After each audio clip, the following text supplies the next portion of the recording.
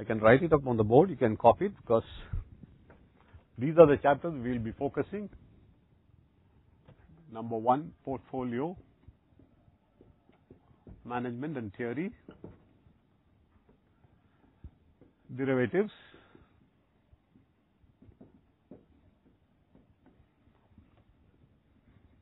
international finance, forex, foreign exchange,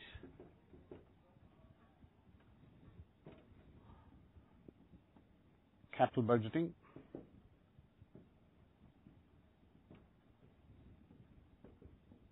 mergers and acquisitions, bond valuation,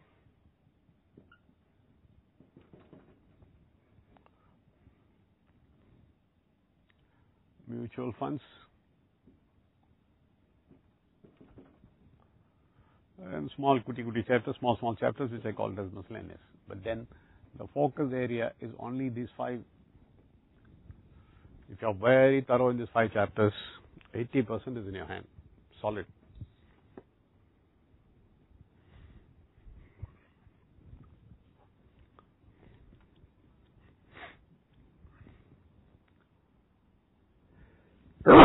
Sorry.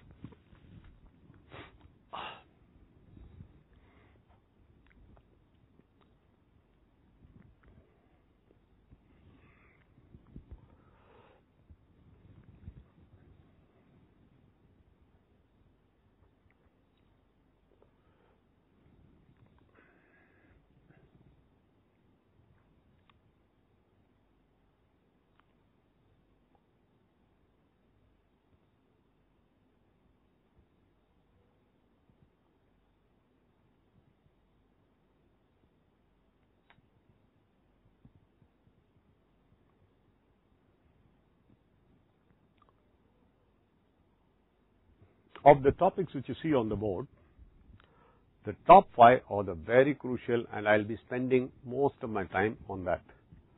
This is also for your career the most important. This sets a career for you.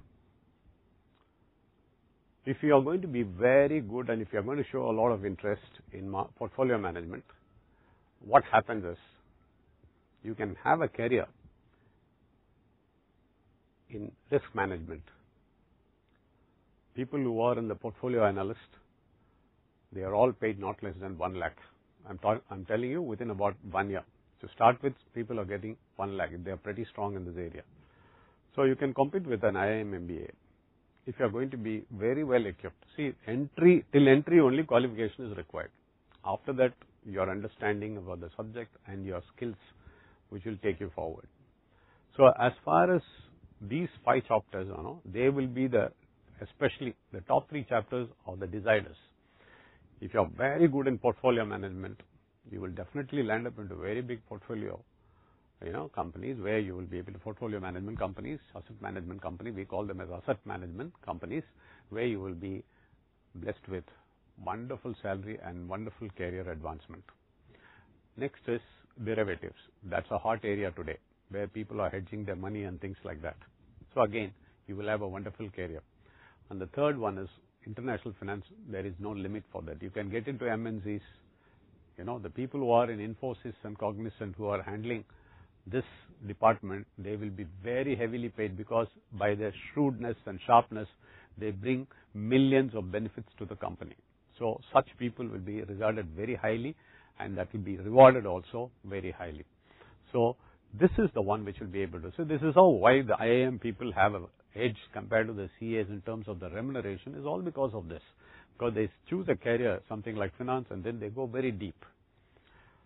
So I'm going to focus on these areas. That is the top 5 areas I'll be focusing. But of course, I'll be doing all of them. We will not lose the focus on CA, because ultimately we have to clear. Because we are going to be pretty strong in these 5 top topics. We are sure that you have to simply forget about this subject, and you can concentrate on other subjects. So all that requires is regularity for the classes. I know some of you will be having the idea of why not we go into the archive and do it. There's nothing wrong, but then by being before my class, you will see that I am at my best, because we are human beings. We are not machines.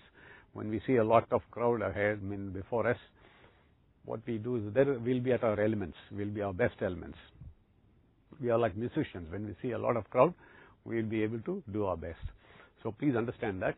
And I know you have the facility of that. It should be only when you feel that we cannot attend a class because of a pressing engagement or it's an emergency.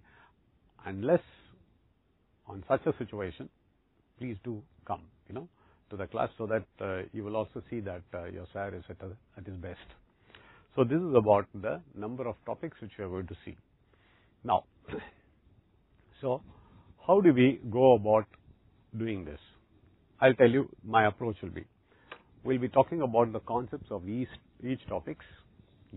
For example, if I take portfolio management, how it was evolved gradually, I'll explain step by step, and then conceptually we understand how the portfolio management is done, and there are topics inside the portfolio management, and those topics we will identify. I'm talking about the sub-headings in terms of our CA exam. That's very important. So you will find a focus on our CA exam, examination-oriented approach, while being concept being taken care. So each and every topic will take the concept, miniature model will understand, and then we will execute or will crack the problem. And subsequently, what we will do is we will go to the scanner for that related topic. We'll be able to. So you will all get your material. Please wait for me. I'm just giving all concepts and all that. I'm personally doing it. I'm not taking the help of my students. I'm personally doing it. It will take a little time. So do not bother about it. You will get a pakka, wonderful material in your hand about 10 days from now. Okay? Will that be all right? If you want it to be in a urgent, because already we have, I can trim it and give. I want to give something more, so that it can be used by you permanently in your life. Even when you're just seeing it, you will understand, which you find it missing. See, today I'm going to speak about how the portfolio management was evolved. When I'm going to speak about it, I'll bring the story about it. All this I'll try to bring it into the book, which you would not find it in the single textbook, right? So now, we'll take up the first topic, portfolio management.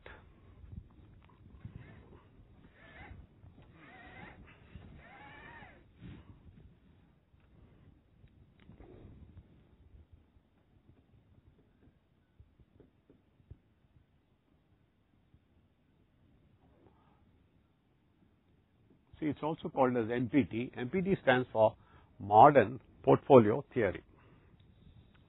First of all, what do you mean by a portfolio? What is a portfolio? Portfolio is nothing but a group. Portfolio is nothing but a group. When we are talking about portfolio in terms of finance, then we are talking about portfolio of assets or group of assets. I repeat, portfolio is nothing but a group. When we talk about portfolio in terms of finance, then it is nothing but group of assets. A group of assets, a cluster of assets. It's called as a portfolio. There are basically two types of portfolio.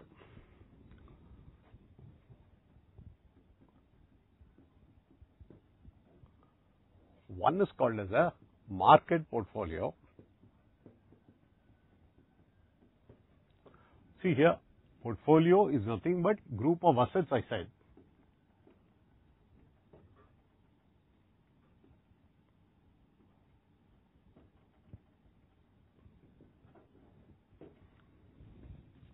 But here we are going to talk about group of securities and shares. So we are now narrowing down the classification from general assets. Even a building, machinery, all put together, it can be a portfolio. We call it infrastructure, isn't it? That used to be a portfolio of assets. But then when it is narrowed down in terms of its component or the variety, namely the securities and shares.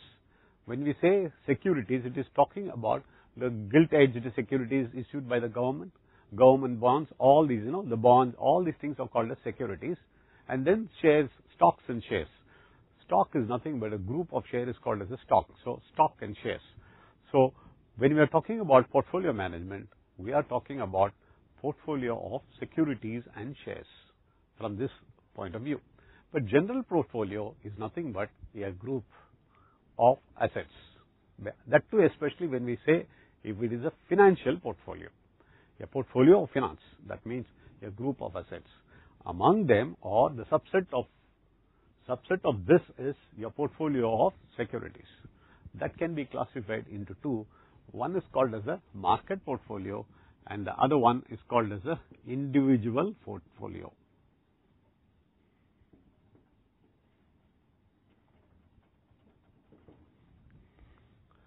One is a market portfolio and the other one is called as a individual portfolio.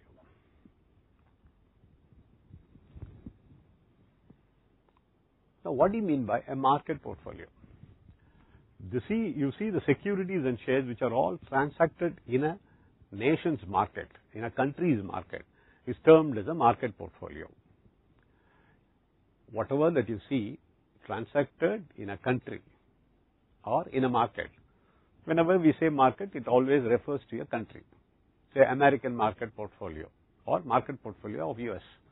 So, market portfolio is nothing but the group of securities and shares which are transacted inside a market. Say for example, in stock exchange, NSE, you will find Infosys is there, Cognizant is there, Ashok Leyland is there, Tata Steel is there, Tata Motors is there, then so many companies are there, Orchid Chemical, all these companies are there inside. Together, it's called as a market portfolio. Then, if I purchase, say about Infosys 100, I have TCS 200, then I have Tata Steel 300. Then it's also portfolio, but that is my portfolio or the individual portfolio.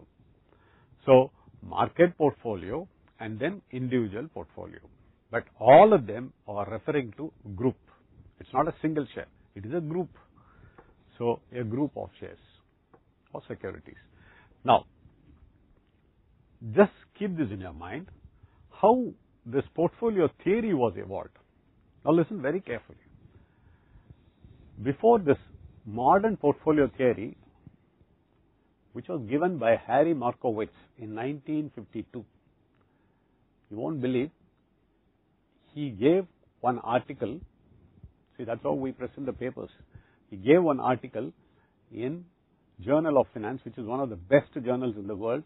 I would rate it as #1 journal for finance in the world. And he gave one article called as portfolio selection. First time he gave one article in which he said portfolio selection in the year 1952. You imagine in 1990 he was awarded the Nobel Prize along with two others, Merton and then William Sharp. In 1990. William Sharp is a living scientist. In fact, I have shaken hands with him in Stanford University. Yes, such a wonderful, very nice gentleman, William Sharp. I will be telling you how it all happened and how the evolution of this market theory was evolved. See here, in 1952, he came out, Markowitz came out with a theory and he called it as a modern portfolio theory. He just called it as a portfolio theory, but it came to be called as modern portfolio theory. What is the basic idea behind this?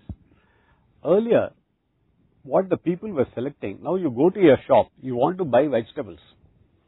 What you will do is, you will pick up each tomato and check it's good, then you will keep it in your basket. Each tomato is good, then you keep it in your basket. Then each tomato is good, you keep it in your basket. Similarly, if you want to buy, say, a lady's finger, or you want to buy the brinjal, all these, tomato, I'm short, my memory is short in terms of the vegetables, because I don't frequent that much, So, I keep on picking up, but I will select each one of them and then put it. But when you take this basket to your home and give it to your people, they will laugh at you or they might shout at you. What combination you have got? You have brought this, you have got 1 kilo of tomato. What am I going to do with this? And you have also got 1 kilo of brinjal. They don't go well together. It's nonsense. You should have understood. When you have brought, say, when you have bought this drumstick, you should avoid it, say brinjal, something like that they'll say, because I can't take this together. I hope you are able to understand. This was the exercise carried out by people earlier to Markowitz. What they were doing, they were picking up the assets or picking up the shares in terms of individually whether they are good or not, and they were just putting in the baskets. But he was the first person who said, no, that is not the way you select your shares. The shares must be selected as a group, and then you must ensure that a group of shares, it is not the selection of individual asset which is important, it is the selection of a group which is important.